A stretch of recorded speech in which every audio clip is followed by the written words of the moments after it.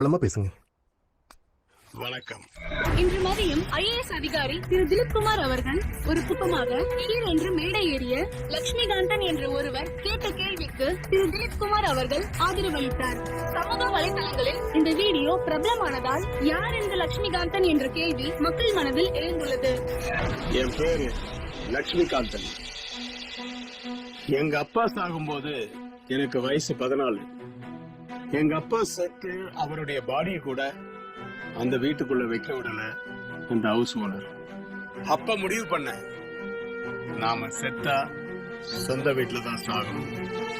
அதுக்காக நல்லா படிச்சு கடுமையா உழைச்சு நேர்மையா சம்பாதிச்சு 45 வருஷமாச்சு ஒரு சொந்த வீடு கட்டி முடியும். இப்படி நான் பார்த்து கட்டின என்னுடைய சொந்த வீட்டு சுவத்துல ஒரு அரசியல்வாதி அவனுடைய முகத்தையும் அவனுடைய தலைமை முகத்தையும்